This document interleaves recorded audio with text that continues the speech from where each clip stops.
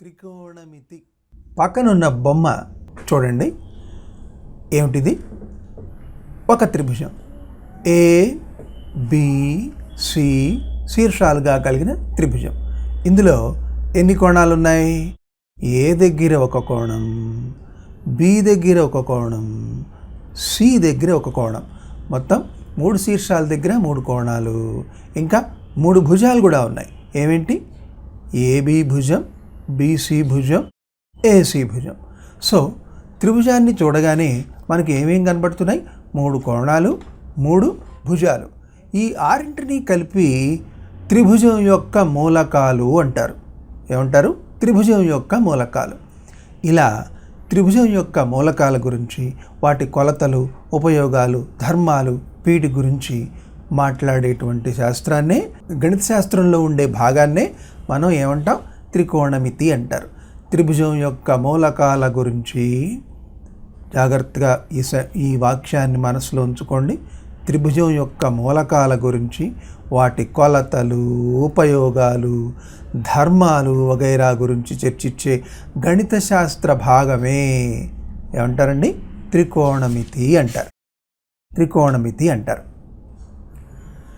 అయితే ఈ త్రికోణమితిలోని ముఖ్య విషయాల్ని మనం తెలుసుకోవటానికి ముందుగా లంబకోణ త్రిభుజాలతోనే ప్రారంభం అవ్వాల్సి ఉంటుంది. ఎందుకని? ఉదాహరణకి ఈ బొమ్మ చూద్దాం. ఈ బొమ్మలో మనకి ఏం కనబడుతోంది? ఒక వ్యక్తి ఒక గోడకు నిచ్చెన సహాయంతో సున్నం వేస్తున్నాడు కదా. ఈ దృశ్యం గణితంలో చూడాలి అనుకుంటే ఏ త్రిభుజం ఏర్పడుతుంది? ఖచ్చితంగా లంబకోణ త్రిభుజమే ఏర్పడుతుంది. ఇది గోడ అనుకోండి, ఇది నేల అనుకోండి, ఇది నిచ్చెన అనుకోండి. ఈ నిచ్చెన మీద వ్యక్తి సున్నం వేస్తున్నాడు. ఏ త్రిభుజం ఏర్పడింది? లంబకోణ త్రిభుజమే ఏర్పడింది. ఈ త్రిభుజం యొక్క ప్రత్యేకతలు ఏంటి? దీన్ని గురించి ప్రత్యేకంగా చర్చించాల్సిన అవసరం ఏంటి? ఈ వ్యక్తి ఒకవేళ ఇంకొంచెం ఎక్కువ ఎత్తుకు సున్నం వేయాలనుకోండి, అప్పుడు ఏమవుతుంది? ఇదే నిచ్చెన ఇలా ఇలా ఇలా స్ట్రైట్గా తయారవుతుంది. అంటే ఈ నిచ్చెన భూమితో చేసే కోణం మారిందా లేదా? మారుతుంది. ఇంకా ఎత్తుకు కావాలంటే నిచ్చెన పొడవేం మారదు, బట్ నిచ్చెన భూమితో చేసే కోణం మారుతుంది. అంటే ఉదాహరణకి ఇట్ట తయారైంది అనుకోండి, అప్పుడు కోణం ఇంకా మారిపోతుంది. సో ఈ భూమితో చేసే కోణాలు, వీటి పొడవులు, వీటి ధర్మం, ఇవన్నీ ఏ త్రిభుజం సహాయంతో మనం మాట్లాడుకోవచ్చు? లంబకోణ త్రిభుజం సహాయంతోనే మాట్లాడుకోవచ్చు. ఇంకో బొమ్మ చూడండి. ఈ బొమ్మలో ఏం జరుగుతోంది? మన పిల్లలు ఆడుకునేటువంటి ఉద్యానవనంలో జారుడు బల్ల మీద ఓ చిన్న పిల్లవాడు జారుతూ ఆడుకుంటున్నాడు. చూసారా? దీన్ని కూడా మనం ప్రత్యేకంగా గీయకుండానే లంబకోణ త్రిభుజం కనబడుతోంది. చూడండి, ఇది జారుడు బల్ల అనుకోండి, ఇది నేల, ఇది ఆ జారుడు బల్ల యొక్క ప్రారంభ స్థానం అనుకోండి. ఏ త్రిభుజం ఏర్పడింది? మళ్ళీ లంబకోణ త్రిభుజం ఏర్పడింది కదా. ఈ జారుడు బల్ల భూమితో చేసే కోణానికి చాలా ప్రత్యేకత ఉంది. పొర్రపాటున ఈ కోణం గనక బాగా పెంచామనుకోండి, అప్పుడు జారుడు బల్ల ఇట తయారవుతుంది. అప్పుడు చిన్నపిల్లలు ఆడుకునే అవకాశం ఉంటుందా? అంత ఎత్తు నుంచి జారుతున్నప్పుడు కొంచెం భయపడతారు కదా. ఏది ఏమైనా వాళ్ళకి సౌకర్యంగా ఉండాలంటే ఈ కోణాన్ని తగ్గట్టుగా ఏర్పాటు చేసుకోవాలి. కాబట్టి ఈ పటంలో కూడా వీటి కొలతలు, ఇది భూమితో చేసే కోణం, వీటికి ప్రాధాన్యత ఉంటుంది. ఇవి చర్చించాలంటే మనం ఏ త్రిభుజంలో అవసరం అవుతుంది? ఒక లంబకోణ త్రిభుజంలో మాత్రమే అవసరం అవుతుంది. ఇంకో ఉదాహరణ కూడా మనం చూద్దాం. ఈ బొమ్మ చూడండి. చిత్రకారుడు ఉజ్జాయింపుగా వేశాడు. ఇది ఒక కొండ అనుకోండి, ఇది ఒక కొండ, ఇది ఒక కొండ, రైట్.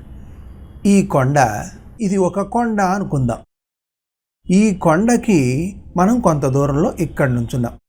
ఈ కొండ ఎత్తు కొలవటం ఎలా? ఈ సమస్యను కూడా మనం గణితంలో ఓ బొమ్మ స్థాయిలో చూపించాలి అనుకున్నట్టయితే ఏ త్రిభుజం ఏర్పడింది? మళ్ళీ లంబకోణ త్రిభుజమే ఏర్పడింది. దీన్ని గణితం ప్రకారం ఈ కొండ ఎత్తుని ఒక సరళ రేఖ, నెట్ట నిలువు సరళ రేఖతో ఇది దీంతో చూపిద్దాం. ఇక్కడ మనం పరిశీలిస్తున్నాం. ఈ కోణం ఉందే, ఈ కోణం ఏంటి చెప్పండి? మన దృష్టి రేఖ క్షితిజ రేఖతో చేసే కోణం అన్నమాట. అవునా? కాబట్టి ఈ కోణము, ఈ దూరము, కొండ ఎత్తు, వీటి మధ్య సంబంధాలు మంచిగా తెలుసుకున్నట్టయితే సమస్య సాధించడం చాలా చాలా తేలికవుతుంది. అందుకని త్రికోణమితిలో మనకు ప్రారంభంలో ఏ రకమైన త్రిభుజాలు అవసరమవుతాయి? లంబకోణ త్రిభుజాలు అవసరమవుతాయి. సరే, ఒక లంబకోణ త్రిభుజాన్ని మనం ఇప్పుడు చూద్దాం. ఈ పటంలో ఉన్న లంబకోణ త్రిభుజం చూడండి. ఇది ఏం త్రిభుజం? ఏబిసి త్రిభుజం. ఇక్కడ లంబకోణం ఏ శీర్షం వద్ద ఉన్నది? ఏ దగ్గర ఉన్నది. ఏకి ఎదురుకుండా ఉండే భుజాన్ని, అంటే లంబకోణానికి ఎదురుకుండా ఉండే భుజాన్ని ఎల్లప్పుడూ ఏమని పిలుస్తాము? ఏమని పిలుస్తామండి? కర్ణము అని పిలుస్తాం. బొమ్మలో కనపడుతున్న దాంట్లో కర్ణం ఇదేనా? గుర్తుపట్టండి, ఇదే కదండి. కర్ణము అంటే ఏంటి? లంబకోణ త్రిభుజంలో కర్ణము అంటే లంబకోణానికి ఎదురుకుండా ఉండే భుజమే కర్ణము. సరే, మొత్తం 3 కోణాలు.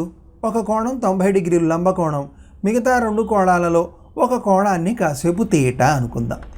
ఈ తీటాకు సంబంధించి తీటా పరంగా ఈ తీటాకి ఎదురుకుండా ఉండే భుజం ఎవరు? ఏసి. కాబట్టి దీన్ని ఏమని పిలవచ్చు? ఎదుటి భుజము. ఎవరికి ఎదుటి భుజము? తీటాకు ఎదుటి భుజం. కాబట్టి దీన్ని తీటా పరంగా ఎదుటి భుజము అంటాం. సరే, ఇదేమో ఎదుటి భుజం అయింది, ఇదేమో కర్ణం అయింది. మరి ఇదేం భుజం? దీనికి ఏం పేరు పెట్టచ్చు? ఇది తీటాకు పక్కనే ఉంది కదండి. అంచేత దీన్ని ప్రక్క భుజము అనాలి, లేదా కొంచెం గ్రాంధికంగా ఆసన్న భుజము అనాలి. ఏమనాలి? దీన్ని ఆసన్న భుజము అనాలి. కాబట్టి ఈ త్రిభుజంలో వీటి 3 భుజాలకి ఏమేం పేర్లు పెట్టచ్చు? దీన్ని కర్ణము అందాము, దీన్ని ఎదుటి భుజము, దీన్ని ఆసన్న భుజము. అయితే ఇవి తీటా పరంగా మాత్రమే, అంటే ఈ కోణం పరంగా మాత్రమే. అదే కోణం మార్చామనుకో, ఒకవేళ ఇక్కడ తీసుకున్నాం అనుకో కోణం, ఈ కోణానికి మళ్ళీ పేర్లు మారిపోతాయి. దీనికి ఎదురు భుజం ఏమవుతుంది? ఏబి. దీనికి ఆసన్న భుజం ఏమవుతుంది? ఏసి. అలా అన్నమాట. కాబట్టి ఈ ఎదుటి భుజము, ఆసన్న భుజము అనే మాటలను ఒక ప్రత్యేకమైన కోణం పరంగా మాత్రమే మనం మాట్లాడతాము. ఒక కోణం గురించి మాత్రమే మనం మాట్లాడతాం. ఇప్పుడు ఈ 2 పేర్లు, ఆసన్న భుజము, ఎదుటి భుజము, ఈ రెండింటిని మనం కాస్త పరిశ్రమ చేద్దాం. మనం గుర్తుపట్టగలమేమో లేదో చూద్దాం. ఇది చేయండి. ఇక్కడ 2 బొమ్మలు కనబడుతున్నాయి. మొదటి బొమ్మలో ఏబిసి త్రిభుజంలో ఏ దగ్గర లంబకోణం ఉంది? కోణం బి పరంగా మరియు కోణం సి పరంగా ఆసన్న భుజము మరియు ఎదుటి భుజము 2 రాయాల్సి ఉంటుంది. 2 రాయండి. ఇది ఒక పని. అలాగే ఇప్పుడు నేను త్రిభుజం మార్చాను. ఈ త్రిభుజంలో చూడండి, ఇక్కడ 90 డిగ్రీలు ఉంది. ఎక్కడ ఉంది? ఎక్స్ దగ్గర 90 డిగ్రీలు ఉంది. మిగతా కోణాలు ఎవరెవరు? కోణం వై, కోణం జెడ్. కోణం వై పరంగా ఆసన్న భుజం ఏమిటి? ఎదుటి భుజం ఏమిటి? కోణం జెడ్ పరంగా ఆసన్న భుజం ఏమిటి? ఎదుటి భుజం ఏమిటి? అవన్నీ ఇప్పుడు మనం రాయగలమా? మీరు రాయగలరా? అది చూద్దాం. ఇది చేయండి. మొదటి బొమ్మలో కోణం బి పరంగా ఎదుటి భుజం ఏమవుతుంది?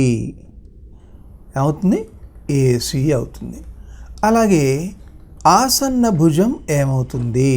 కోణం బి పరంగా ఏమవుతుందండి? ఏబి అవుతుంది.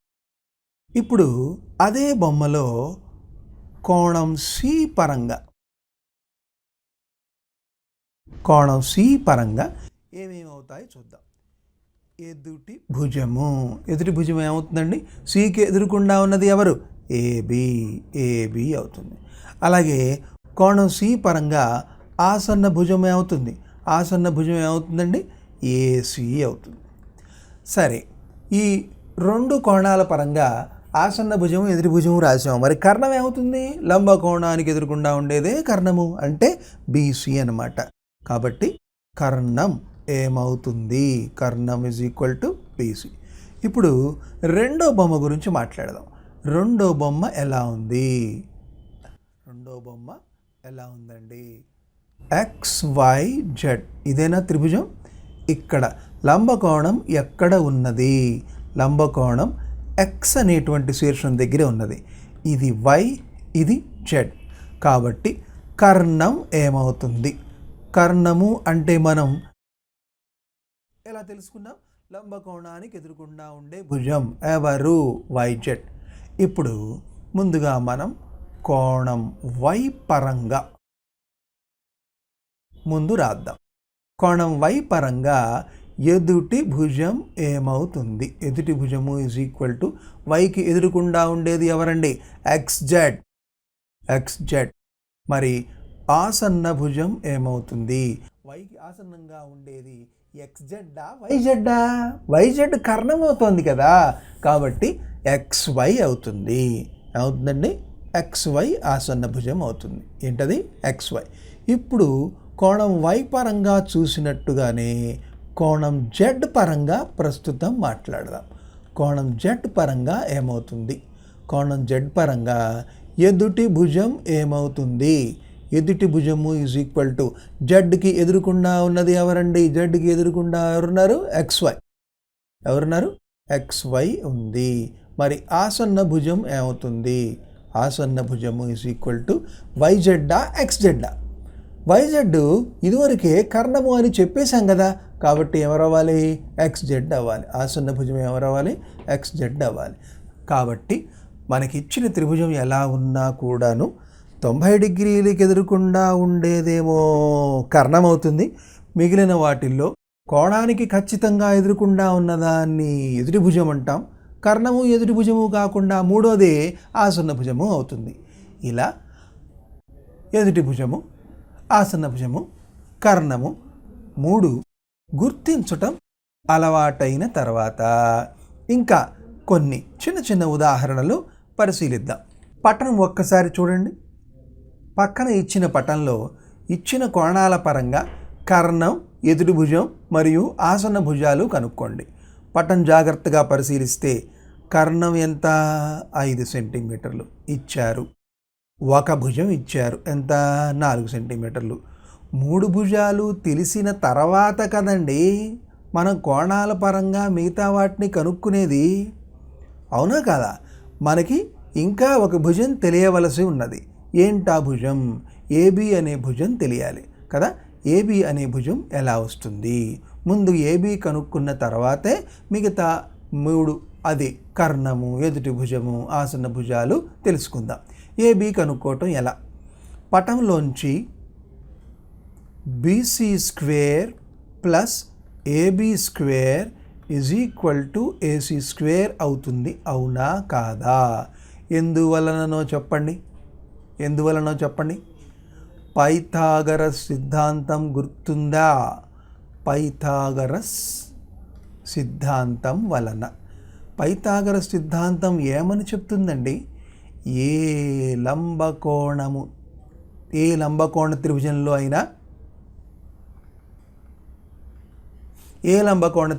అయినా కర్ణము మీది వర్గము అంటే కర్ణము whole square is equal to మిగిలిన భుజాల మీద వర్గాల మొత్తము BC whole square plus AB whole square అవుతుంది. అది ఇక్కడ మనం ఉపయోగించుకున్నాం. పటంలో BC ఎంత? 4 తెలుసు. 4 స్క్వేర్. AB తెలుసా? తెలియదు. AC తెలుసా? తెలుసు. ఎంత? 5 స్క్వేర్. 5 స్క్వేర్ ఎంత? 25. 4 స్క్వేర్ ఎంత? 16. 16 అటు వెడితే ఏమవుతుంది? AB square is equal to 25 minus 16 అంటే ఎంత? 9. AB square is equal to 9 కాబట్టి AB ఈజ్ ఈక్వల్ టు ఎంత అవుతుంది? 3. కాబట్టి మనం మన విజ్ఞానం ఉపయోగించుకుని పైథాగరస్ సిద్ధాంతం సహాయం తీసుకుని AB కొలత కనుక్కోవటం అయిపోయింది. ఇప్పుడు మనం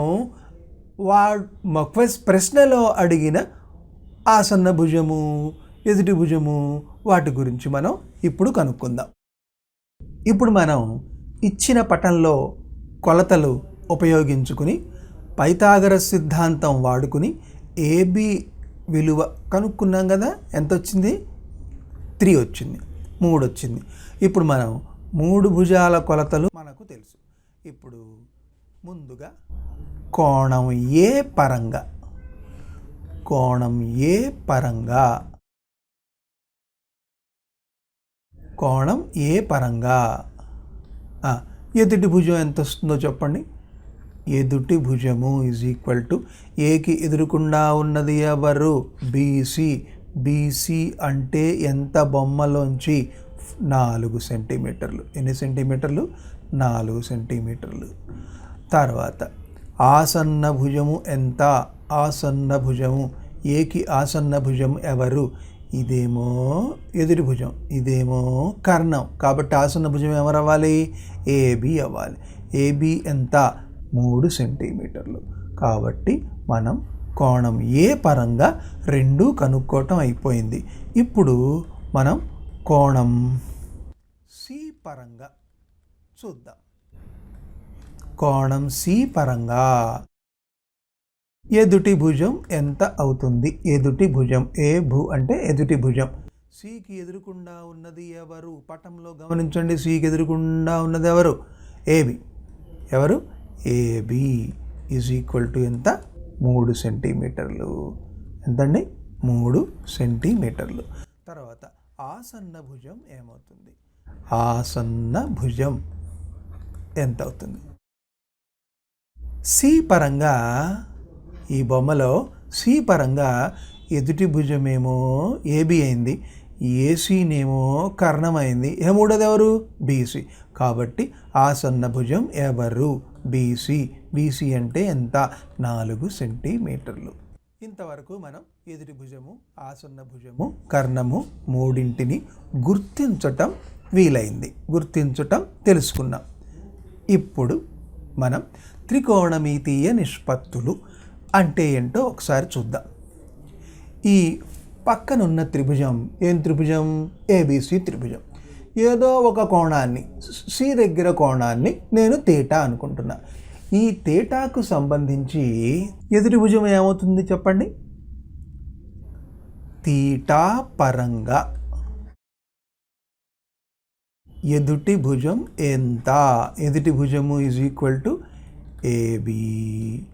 ఆసన్న భుజం ఈజ్ ఈక్వల్ టు, ఆసన్న భుజం ఈజ్ ఈక్వల్ టు బీసీ. కర్ణము ఈజ్ ఈక్వల్ టు, కర్ణం ఎంత అవుతుందండి?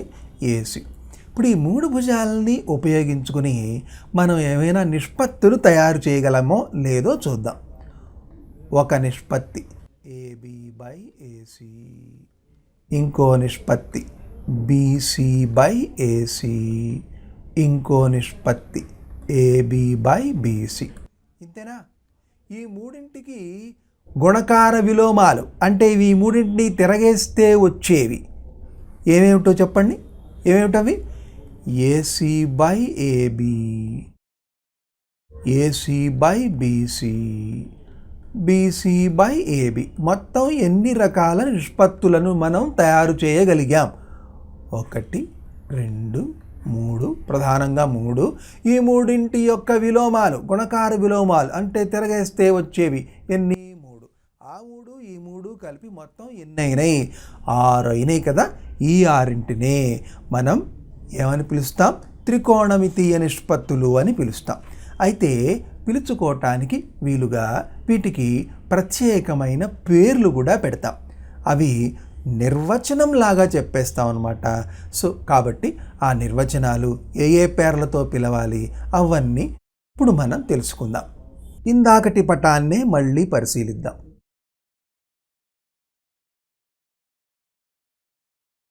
ఈ త్రిభుజంలో ఏ, బి, సి, బి వద్ద లంబకోణం ఉందని అనుకో కాసేపు. ఏదో ఒక కోణం సి దగ్గర కోణాన్ని తీటా అనుకుంటున్నాను. ఇప్పుడు చెప్పండి. ఈ తీటాకు సంబంధించి ఎదుటి భుజం ఎవరు చెప్పండి? తీటా పరంగా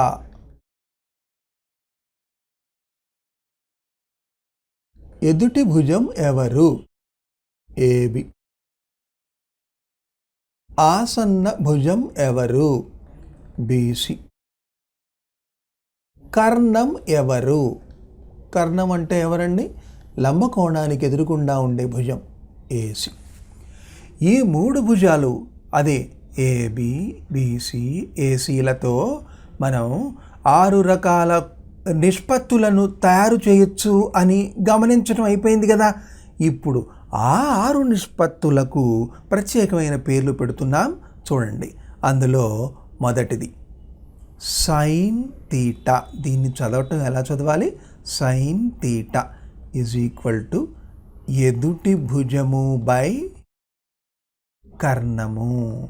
ఎదుటి భుజము బై కర్ణము. బొమ్మలో అది ఏమవుతుంది? ఏబి బై ఏసి అన్నమాట. దీన్ని ఏమని చదువుతామో తెలుసా అండి? దీన్ని తీటా యొక్క సైన్ విలువ అంటాం. సైన్ విలువ అంటాం. చదవటం ఎలా చదువుతాం? Sine theta. పొరపాటున కూడా ఎస్ఐఎన్ మాత్రమే రాసి తీటా రాయకుండా వదిలేశారనుకోండి, అప్పుడు ఎస్ఐఎన్ మాత్రమే అవుతుంది. దీనికి అర్థం లేదు, గణిత శాస్త్రపరంగా అర్థం లేదు. ఆ సింబల్ పక్కన తీటానో ఎక్సో ఆ కోణం పేరేదో ఉండాలి.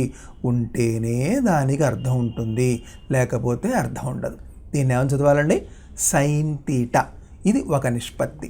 అలాగే ఇంకొక నిష్పత్తి కాస్ తీటా. కాస్ తీటా అంటే ఏమని పిలుస్తాం? ఏమని నిర్వచిస్తాం? ఆసన్న భుజము బై కర్ణము. ఆసన్న భుజము బై కర్ణము. బొమ్మలో కాస్ తీటా అది ఆసన్న భుజం ఎవరవుతారమ్మా? BC by AC. దీన్ని ఏమని చదువుతాం? దీన్ని తీటా యొక్క కొసైన్ విలువ. కొసైన్ విలువ. దాని పేరులో కొసైన్ విలువ అని ఉంది, కానీ చదవటం కొసైన్ తీటా అని చదవం. అది కరెక్టే అయినా ఏమని చదువుతాం? కాస్ తీటా అని మాత్రమే చదువుతాం. పైన చెప్పినట్టుగా ఇక్కడ ఎస్ఐఎన్ మాత్రమే రాస్తే అర్థం ఎలాగైతే ఉండదో, సిఓఎస్ అని మాత్రమే రాస్తే దీనికి కూడా అర్థం లేదు. కాసిఓఎస్ అని మాత్రమే రాసి వదిలేస్తే దీనికి అర్థం ఏమన్నా ఉందా? అర్థం లేదు. కాబట్టి ఈ నిష్పత్తుల పేర్లలో ఆ పక్కన ఆ కోణం తప్పనిసరిగా ఖచ్చితంగా చెప్పి తీరాలి.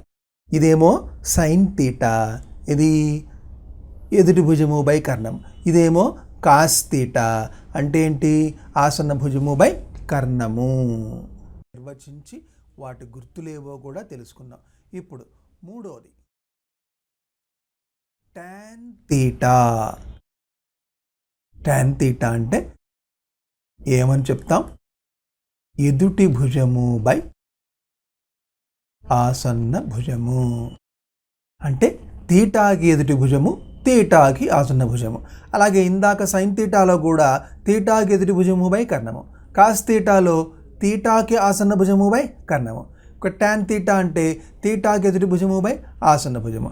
ఎదుటి భుజము బై ఆసన్న భుజము అంటే పటంలో ఏమవుతుంది? ఏబి బై బీసీ అన్నమాట. దీన్ని ఏమని చదువుతాం? దీన్ని తీటా యొక్క టాంజెంట్ విలువ. టాంజెంట్ విలువ అంట. పేరులో టాంజెంట్ అనే మాట ఉన్నా మనం టాంజెంట్ ఆఫ్ తీటా అని చదవం. టాన్ తీటా అని మాత్రమే చదువుతాం. ఇదివరకు లాగానే కేవలం టాన్ అని మాత్రమే రాస్తే దీనికి అసలు అర్థం లేదన్నమాట. సరేనా? దీన్ని ఏమని చదవాలి? టాంజెంట్ విలువ అని చదవాలి. ఇంతవరకు మనం ఏమేమి నేర్చుకున్నాం? Sign theta, cos theta, tan theta. ఇప్పుడు ఈ మూడింటికి విలోమాలు, గుణకార విలోమాలు చూద్దాం. వాటిల్లో మొదటిది కొసీకెంట్ తీటా. కొసీకెంట్ తీటా అంటే కర్ణము బై ఎదుటి భుజము. అంటే తీటాకి ఎదుటి భుజము ఏమవుతుందో చెప్పండి. అది కర్ణం ఎవరు బొమ్మలో? ఏసి. ఎదుటి భుజం ఎవరు? ఏబి. దీన్ని ఏమని చదువుతాం? దీన్ని తీటా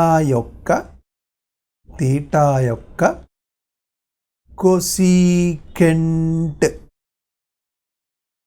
విలువ అంటాం. ఏమంటాం? కొసీకెంట్ విలువ అంటాం. అయితే ఇక్కడ దీన్ని చదవటం మాత్రం పూర్తిగా కొసీకెంట్ తీటా అని నోరారా చదవాలి. కొసెక్ తీటా అని చదవకూడదు. ఆ తర్వాత కొసీకెంట్ తీటా అని రాసిన తర్వాత తేడా గమనించారా? సైన్ తీటాలో SINE సైన్ అని రాస్తాం, కానీ చదవటంలో సైన్ తీటా అనే చదువుతాం. కొసైన్ తీటా అని చదవం, కాస్ తీటా అనే చదువుతాం. టాంజెంట్ ఆఫ్ తీటా అని చదవం, టాన్ తీటా అనే చదువుతాం. కానీ ఇక్కడ కొసీకెంట్ తీటా అని పూర్తిగా చదువుతాం. ఇదే విధంగా ఇంకోటి సీకెంట్ తీటా. ఇదేంటంటే దీని నిర్వచనం కర్ణము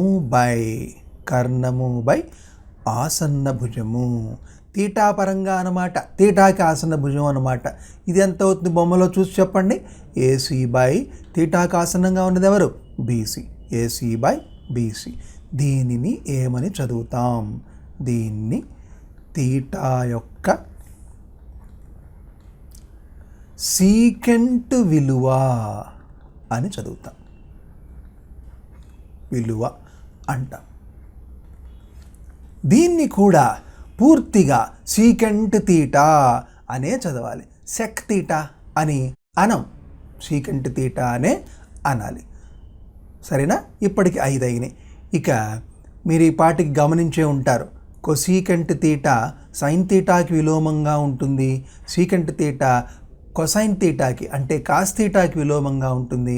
ఇప్పుడు పైన చెప్పిన 3 ప్రధానమైన వాటిల్లో టాన్ తీటా ఉందే, దాని విలోమం చూద్దాం. దాని పేరు కాట్ తీటా. కాట్ తీటా అంటే ఆసన్న భుజము బై ఎదుటి భుజము. ఎవరికి? తీటాకి ఆసన్న భుజం, తీటాకి ఎదుటి భుజం. ఇది బొమ్మలో ఏమవుతుందో చెప్పండి. BC by AB. దీన్ని ఏమని చదవాలి? దీన్ని తీటా యొక్క కోటాంజెంట్ విలువ అంటాం. విలువ అంటాం.